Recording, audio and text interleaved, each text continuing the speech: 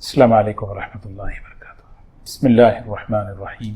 الحمد للہ نحمده ونستعینه ونستغفره ونؤمن به ونتوکل علیہ ونعوذ باللہ من شرور انفسنا ومن سیئات اعمالنا من يهده الله فلا مضل له ومن يضلله فلا هادي له ونشهد ان لا اله الا الله وحده لا شريك له ونشهد ان سيدنا وحبيبنا ونبينا مولانا محمدا عبده ورسوله صلى الله تبارك وتعالى عليه وسلم، اما بعد فاعوذ بالله من الشيطان الرجيم، بسم الله الرحمن الرحيم، ولا تهنوا ولا تحزنوا انتم الاعلون ان كنتم مؤمنين، صدق الله العظيم۔ قابل احترام بزرگ و دوستو، اعمال صالحہ پر اللہ تعالیٰ کی طرف سے ایمان والوں کے لیے بڑے بڑے وعدے ہیں، اور ایسے وعدے ہیں جو ہر انسان کی ضرورتیں ہیں۔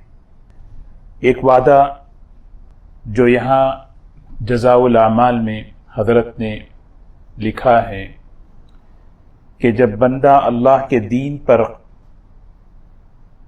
ایمان پر قائم رہے گا، اللہ تبارک و تعالی ان کی حکومتوں کو باقی رکھیں گے۔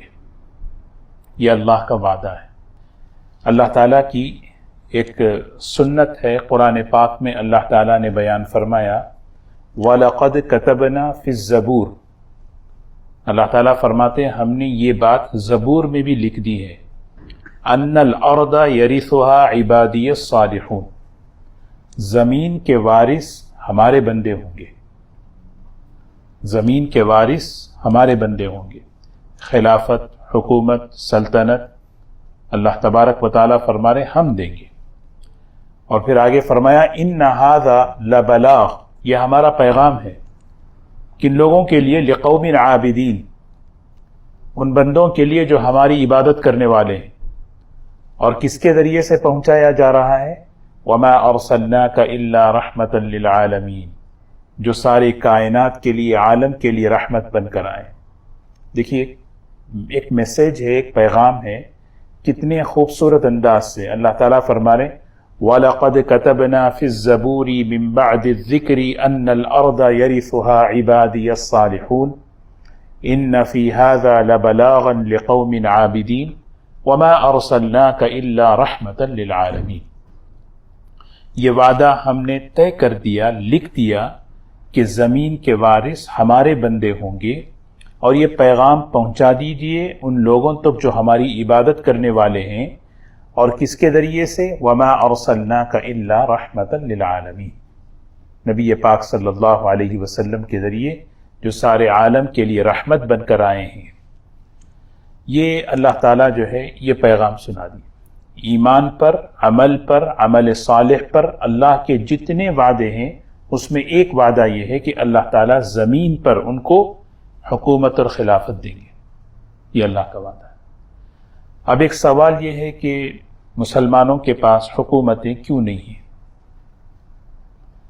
بعض جگہ پر غیروں کے پاس حکومت ہے، حکومت زمین کی غیروں کے پاس ہے۔ غیر کو جو کچھ دیا جاتا ہے وہ مسلمان کی برکت سے دیا جاتا ہے۔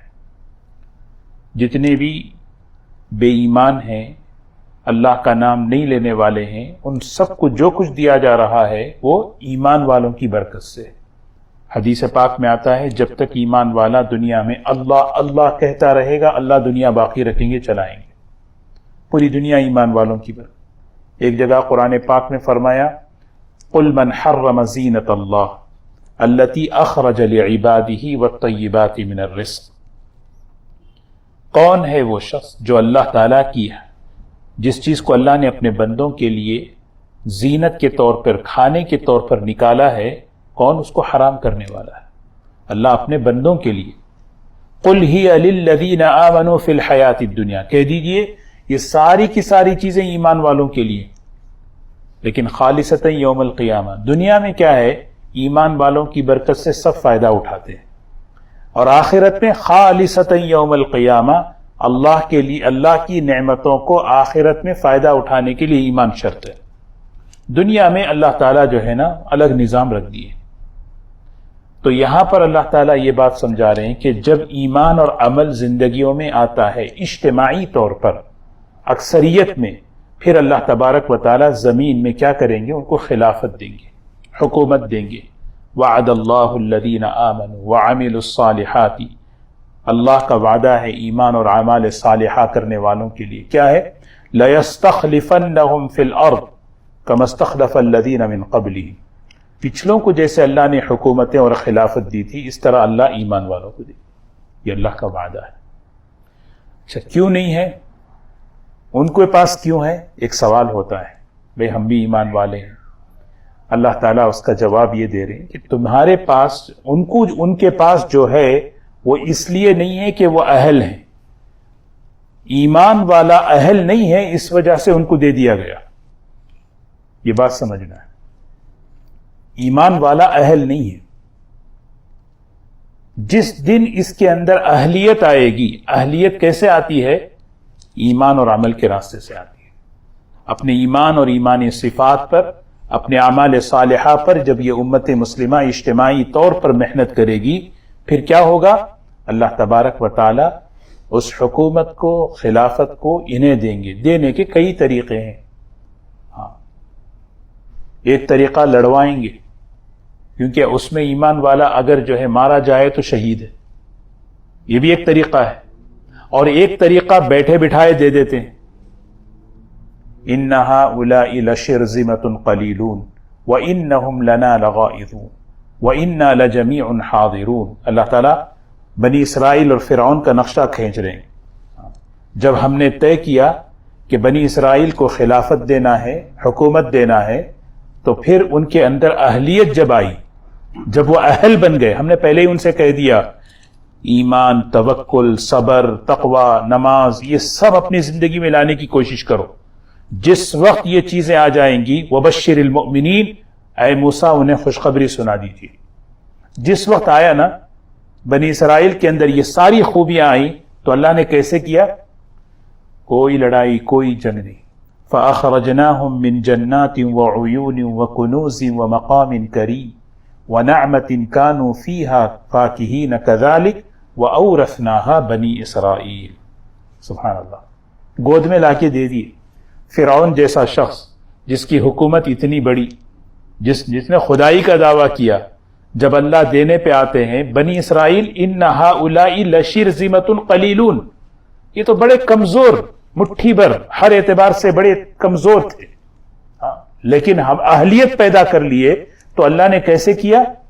ہم نے ان کو نکالا ان کے باغات سے، ان کے چشموں سے، ان کے محلات سے، ہم نے نکالا اور لے جا کر ڈبو دیا سمندر میں، اور پھر ہم نے کہا وَأَوْرَثْنَاهَا، ہم نے ان کو وارث بنایا۔ کس نے بنایا؟ اللہ نے۔ بنی اسرائیل، ہم نے بنی اسرائیل کو ہم نے وارث بنایا۔